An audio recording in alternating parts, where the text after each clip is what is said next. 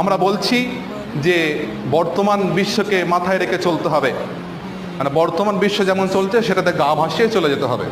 এতটাই সঠিক, এতটাই সঠিক, কখনো নয়।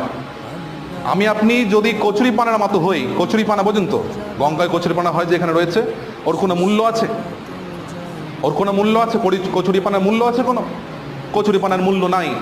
সে জোয়ার যেদিকে যায় সেদিকেই যায়, যখন পানির স্রোত যেদিকে থাকে সেই দিকেই যায়।